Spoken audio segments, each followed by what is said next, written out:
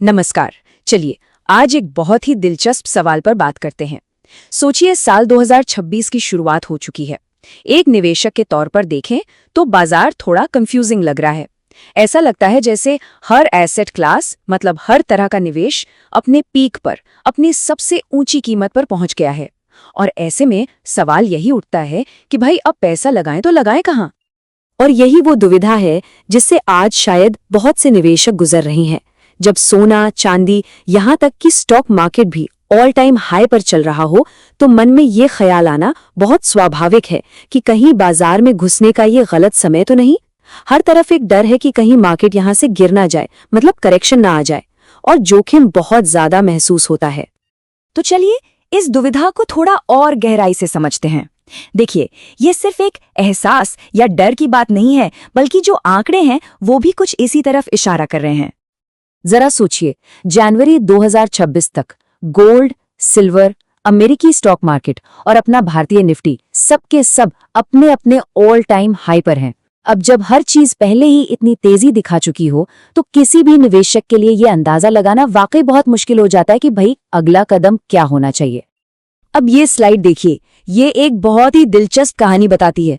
कोई भी एक एसेट क्लास हमेशा का विनर नहीं होता है।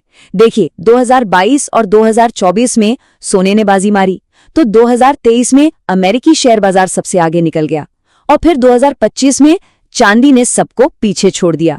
मतलब हर साल का हीरो बदलता रहता है, जिससे ये पता लगाना लगभग नामुमकिन है कि अगली बारी किसकी होगी। तो फिर इस कंफ्यूजन का, इस अनिश्चितता का हल क्या है? असल में इसका जवाब किसी एक विनर को ढूंढने में नहीं, बल्कि एसेट एलोकेशन के सिंपल से मंत्र में छिपा है। मतलब जब ये अंदाजा लगाना मुश्किल हो कि कौन सा एसेट अच्छा परफॉर्म करेगा, तो सबसे समझदारी इसी में है कि एक बैलेंस्ड रास्ता अपनाया जाए। और यहीं पर मल्टी एसेट एलोकेशन फंड्स काम आते हैं।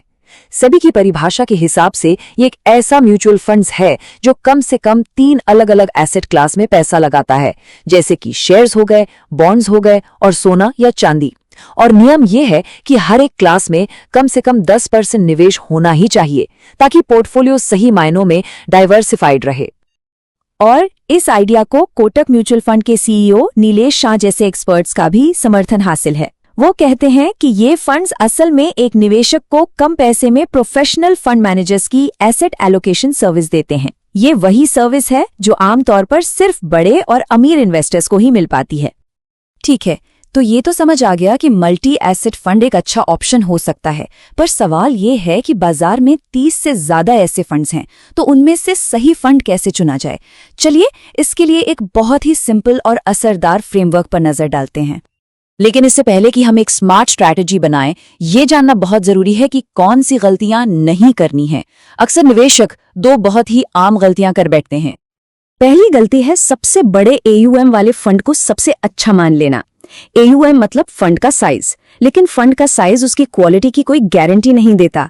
दूसरी और शायद सबसे आम गलती है पिछले 1 साल के रिटर्न के पीछे भागना। कल का विनर जरूरी नहीं कि आज भी विनर हो। ये शॉर्ट टर्म सोच अक्सर लंबे समय में निराश ही करती है। तो फिर स्मार्ट तरीका क्या है?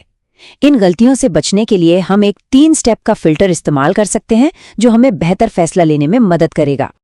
तो पहला कदम है एक्सपीरियंस। सिर्फ उन फंड्स को देखिए जिनका कम से कम 10 साल का ट्रैक रिकॉर्ड हो। इससे ये पक्का होता है कि फंड मैनेजमेंट टीम ने बाजार के उतार चढ़ाव देखे हैं।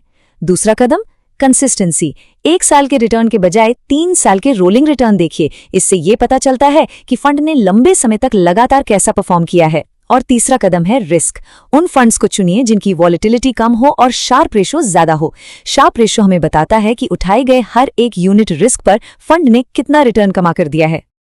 अच्छा, तो जब इस 3 स्टेप फिल्टर को लगाया जाता है, तो 3 फंड्स निकलकर सामने आते हैं जो हमारा ध्यान खींचते हैं: आईसीआईसीआई प्रूडेंशियल, एसबीआई और एचडीएफसी। तो आइए इन तीनों के पोर्टफोलियो और इनकी स्ट्रैटेजी को थोड़ा करीब से देखते हैं, ताकि ये समझ सकें कि ये एक दूसरे से कितने अलग हैं। सबसे पहले बात करते हैं ICICI prudential multi asset fund की।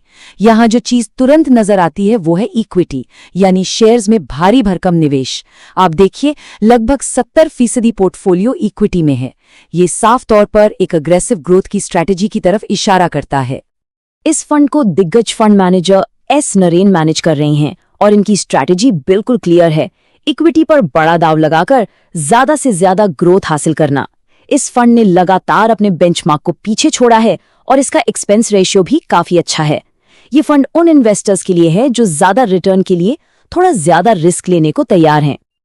अब जरा SBI multi asset allocation fund को देखिए। यहाँ की तस्वीर बिल्कुल अलग है।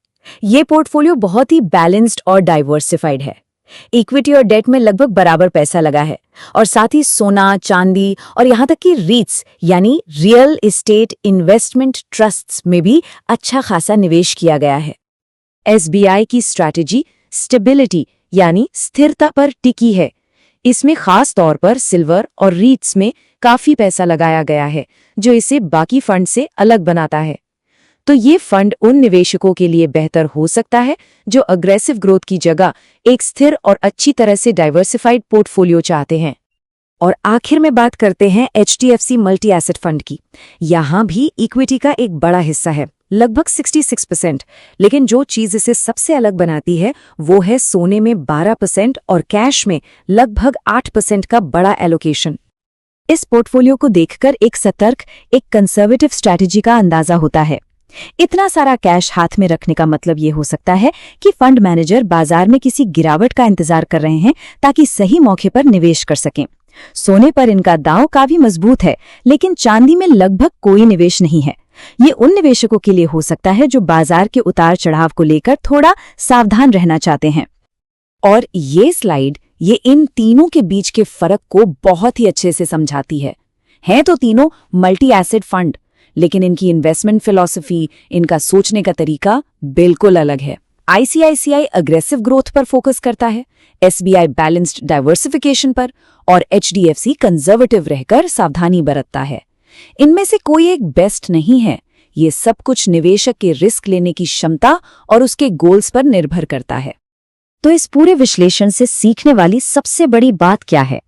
सच कहूं तो ये किसी एक फंड को चुनने से कई ज्यादा बड़ी है। तो सबसे जरूरी बात यह है कि जब बाजार में अनिश्चितता का माहौल हो तो सबसे हॉट या सबसे अच्छा परफॉर्म करने वाले फंड को ढूंढने के बजाय एक अनुशासित और डाइवर्सिफाइड तरीका अपनाना कहीं ज्यादा पावरफुल स्ट्रैटेजी है। सारी बात रिस्क और रिवॉर्ड के बीच सही बैलेंस बनाने की है। तो अंत में ये सवाल सोचना बहुत जरूरी है, जब बाजार मुश्किल हो और भविष्य का कुछ पता ना हो तो क्या सिर्फ सबसे ज्यादा रिटर्न के पीछे भागने से बेहतर ये नहीं है कि पहले अपनी निवेश की स्ट्रैटेजी को समझा जाए और फिर उसे चुना जाए? इस पर विचार जरूर कीजिएगा।